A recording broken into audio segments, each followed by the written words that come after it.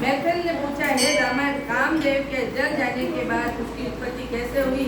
यह सुनकर सूतदेव स्वामी कार्तिकेय के जन्म की कथा कहने लगे, जिसके सुनने से पाप नष्ट हो जाते हैं, यश और पुत्र मिलते हैं और सब लोग नाश हो जाते हैं। जब महादेव जी कामदेव को भस्म कर दिया, तब उसकी स्त्री रति मूर्छित हो गई। फिर चेत होने पर अनेक प्रकार से विलाप कर शरीर त्याग करने लगी। अंतिम क्रिया करने के लिए बसंत को बुलाया। बसंत ने आकर रति को समझाया कि आत्मघात करना धर्म का हेतु नहीं है।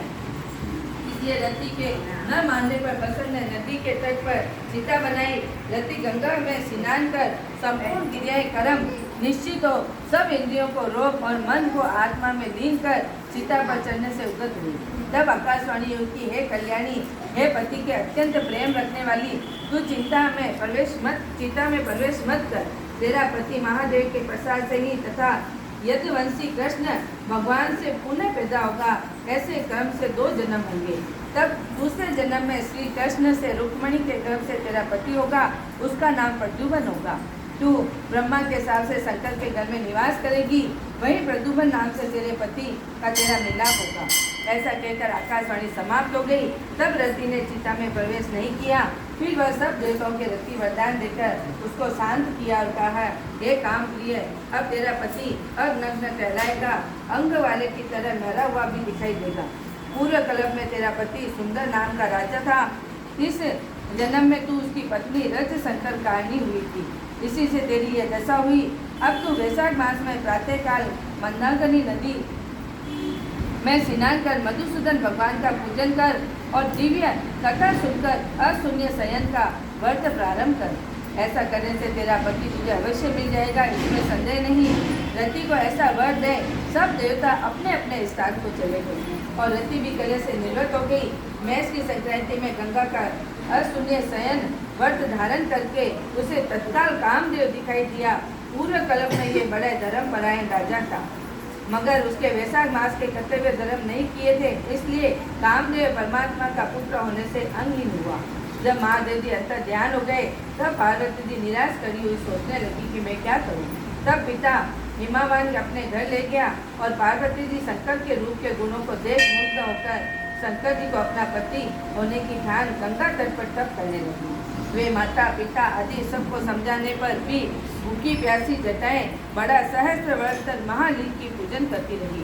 तब महादेव जी सायंकाल ब्रह्मचारी के वेश में उनके सामने वन कुटी पर अनेक प्रकार की परीक्षा कर अपने दृढ़ को देख लिया। हे बद्रे, जो तुम्हारी इच्छा हो वह वर मांग लो। तब पार्वती जी ने वर मांगा कि हे रुद्र, तुम मेरे पति हो, तथास्तु ऐसा हो। यह वर देकर सप्त ऋषियों को बुला हिमाचल के पास भेजा। ये सप्त ऋषि हिमाचल के पास पहुँचे और हिमाचल के पूछने में बोले कि हे राजन, तेरी कन्या पार्वती ने जो पहले दक्ष की पुत्री थी, अपने पिता के यज्ञ में शरीर त्याग कर तेरे घर में जन्म लिया है। इसका विवाह महादेव जी से कर दो। ये बात सुनकर हिमाचल बोले कि पार्वती महादेव जी को अपने पति बनाने के घोर तप कर रही थी। मैं भी अत्यंत हर्ष और उसकी कन्या महादेव जी को दे चुका हूँ। अब आप वहाँ पधारो जहाँ महादेव जी हैं। हिमाचल के उत्तर से सप्त ऋषि महादेव जी के पास जा विवाह निश्चित कर चले गए। अब तो लक्ष्मी आदि सभी देवियाँ, विष्णु आदि सब देवता बाराती बनकर चले और महादेव जी सब देवता मुनि 6 मात्र आदि तथा भूत गणों के साथ ले बेल पर चढ़ गए। उनके आगे शंख मृदंग आदि अनेक बाजे बजने लगे और वेद से रचा पाठ करते हुए हिमाचल की पुरी में पहुँचे। तब शुभ लगन शिव पार्वती के विवाह संपन्न हुआ, जिससे त्रिलोक में आनंद छा गया। इसके महाउत्सव से पूर्ण होने पर शंकर पार्वती जी के संग स्वच्छंदता से हिमालय शिखर पर भक्त रमण करते रहे। महादेव जी के द्वारा पार्वती के साथ शिव के प्रति रमण करने पर रव स्थित न हुई तो देवता घोर चिंता उत्पन्न हुई। हमारे कार्य कैसे सिद्ध होंगे? वह खूब विचार कर अग्नि को बुला अत्यंत सम्मान के साथ महादेव जी रमण कर रहे थे वहाँ भेजा। और महादेव जी रमण कर चुके, तब तू प्रकट हो उसके सम्मुख चले जाना, जिससे वह पुनः रमण न करे, क्योंकि तुझे देखकर पार्वती लज्जा के मारे वहाँ से हट जाएगी। तब तू शिष्य होकर हमारी शिव जी के प्रसन्न कर बहुत सा समय लगा देना। बहुत काल व्यतीत होने पर पार्वती जी के घर में स्वामी कार्तिकेय का जन्म होगा। अग्नि देवताओं से विदा हो महादेव जी के पास गया, जिसने वस्त्रहीन पार्वती की बड़ी लज्जा उत्पन्न हुई। वह रमन छोड़ अलग हट गई। महादेव जी को बड़ा क्रोध हुआ।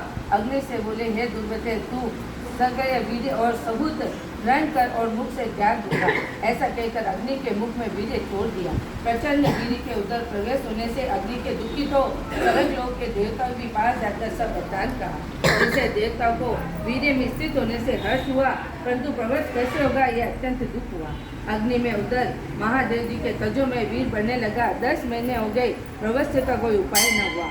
अत्यंत दुखी और देवता को संग ले महास्वामिनी गंगा के पास जा स्तुति करने लगे, हे माता, तुम देवताओं के निमित्त शंकर के इस तेज को धारण करो जो अग्नि में परवश बढ़ रहा है और स्त्री न होने से परवश नहीं हो रहा, हमारी रक्षा करें।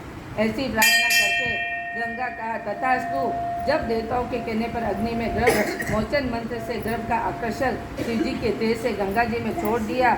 वह तेज बड़ा ही दीप्तिमान और लोक के असहनीय था। कुछ मास पर्यंत गंगा जी उसे सहन न कर सकी और जल सूख गया और रक्त कलेवर दिखाई देने लगा। उस अत्यंत दुख से याकुलो अपने उदर में गर्भ को त्याग दिया और सरपतों से गिरा दिया। विदन उस गर्भ को 6 भाग हो गए। उस ब्रह्मा जी ने 6 कृतिकाएं आई।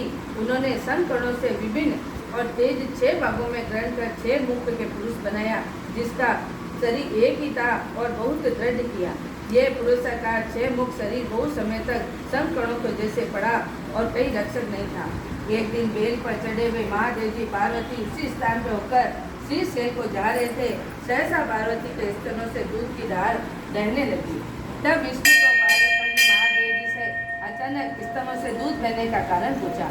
महादेव जी बोले, तेरा पुत्र यही नीचे पड़ा है, उसे अपने रमणीय की बात बता और अग्नि के वहाँ आना और पार्वती जी को उसे देखकर लज्जा के मारे हट जाना और क्रोध में आकर अग्नि के मुख में छोड़ देना और गंगा के चलने से गंगा संकणों को छोड़ देना, वह उसके 6 भाग हो जाना। मर्तंगाओं के तट पर उन्हें वरदान सुनाया।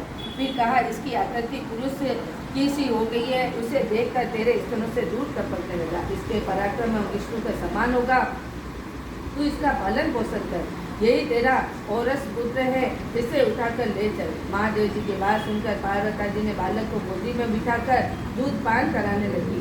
पुत्र सेने से तत्पर हो महादेव जी के साथ कैलाश गई।